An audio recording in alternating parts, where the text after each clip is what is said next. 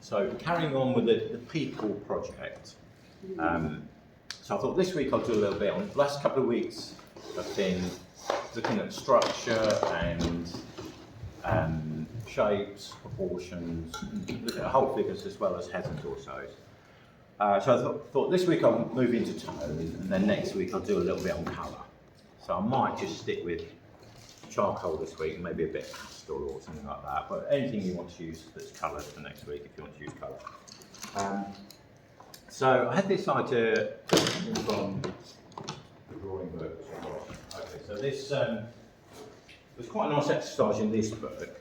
If you're just starting out drawing, this is quite a famous exercise to try and draw something upside down. So it's the idea is that it gets you to focus in on the actual shapes and see things in more of an abstract way rather than getting hung up on details of noses and eyes, and that sort of thing. So I thought, well, we could apply that to tone. So this was the image. So I basically used that. So with this exercise, I've basically just put some charcoal down. So you could either use charcoal on white paper, or you could use a bit of brown paper or coloured paper and draw lights and darks into it. So I'll do this one first. So what I've done is put the charcoal down like that. I've rubbed it in a little bit so that it feels the grain of the paper. And then from there, I can then start either drawing in darks or lifting out light areas. So I think this morning I started off by drawing in the darks. I might try to do it the other way. I don't know that it matters too much. So I just started to just try and lift some of the lights out. So I've just got a little bit of tissue paper or kitchen roll. I'm thinking we've got light here, light here.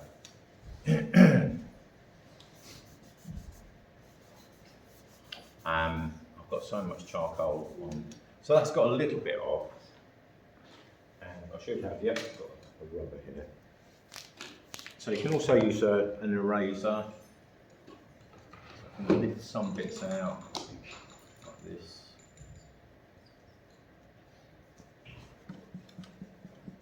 So it's just an ordinary plastic rubber eraser. You do need to, you'll find that they'll clog up quite quickly, so you have to just keep cleaning it. Just bring some light in here. There's a little bit of light there, and a little bit here.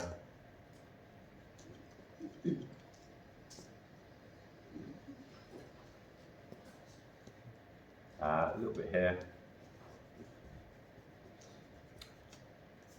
So whereas if you're using a line, you're kind of drawing a particular edge to things, you're sort of working up to an edge with this approach. We've got a line, this a little bit here. So this morning I sort of did this completely the opposite way. I did the mid-tone, then put the darks in, and then the lights. So you can experiment, see which feel works best.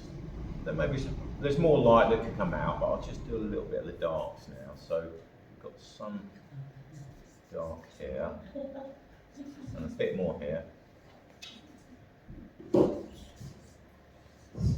And what I'm using is the willow charcoal. I've got these nice big sort of seam painters ones, which are nice and thick and chunky. I can block in big areas.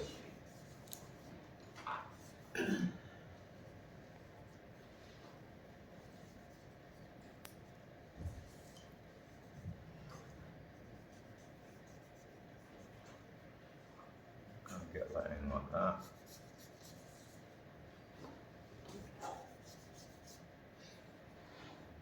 And then around here, it's a little bit darker there. Then gets into the lighter areas, and some more shadows around here.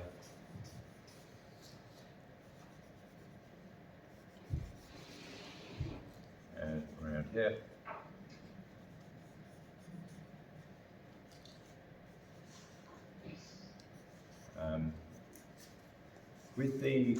With the charcoal, sometimes with the mid-tones you have to just put in a dark and then just lighten it up a bit. And I find these blenders are quite good for that, because you can end up taking too much off. So just kind of pop them down and just work that in a little bit like that. It's a little bit easier to get a mid-tone. This side is definitely darker overall than this side. But I think we can just start to see a head or a face emerging.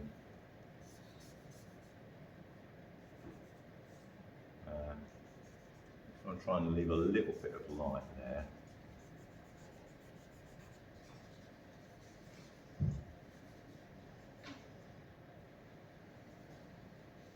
And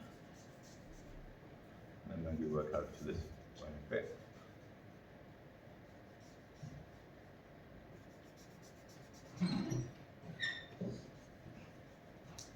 Yeah. And then at some point you might feel that you've had enough of drawing upside down and you want to just work the other way up, which you're welcome to do. The other thing with these blenders is it's quite nice for just picking up a little bit of charcoal, and then you can get some sort of finer edges, like that.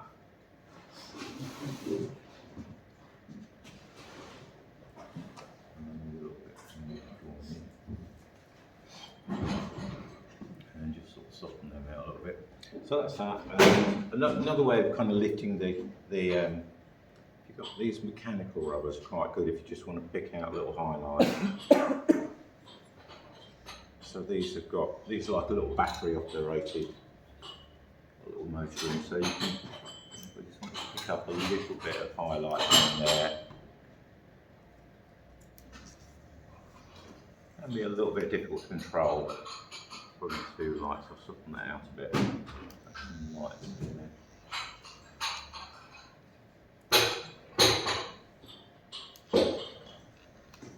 And turn that round, see how it's progressing.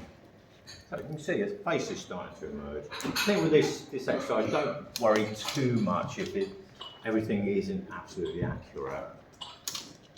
The main thing is just get that balance of light and dark. Well, another thing that I haven't mentioned is it's quite good to sort of really screw your eyes up and squint, and that helps too. And it's something that I find I do a lot of the time on a painting, just to see the balance of lights and darks, see which bits need to go darker, which bits lighter. Comes out here, then, and you can just sort of keep going. With the rubber, you'll only be able to get it so light.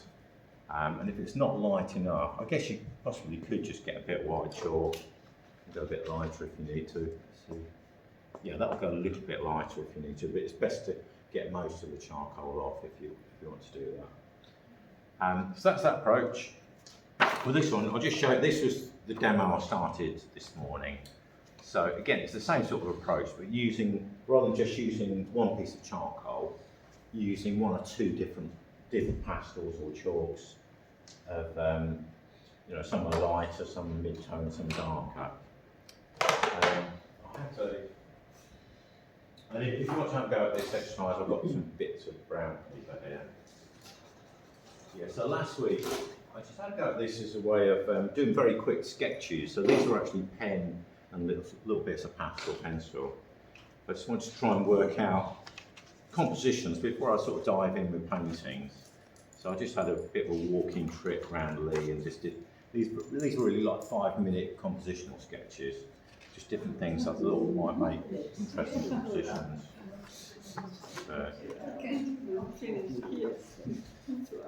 5-10 minutes, I don't know, not very long. That was the last one I did at the boats. That's that. Yeah, so you basically would, that's a bit too bright, isn't it? So it's just kind of getting a sense of what. And again, this one I did in exactly the same way, sort of working upside down. You have to spend a little bit more time working out which of your pastels are lighter than the paper. That's almost the same tone, isn't it? That? And the white is almost a bit too bright. That one might be.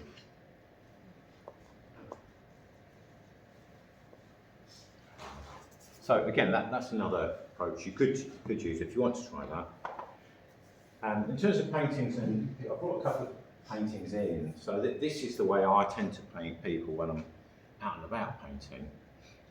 So this one, I was lucky that I've managed to sort of sketch and paint these people in, all of them at this one I was there.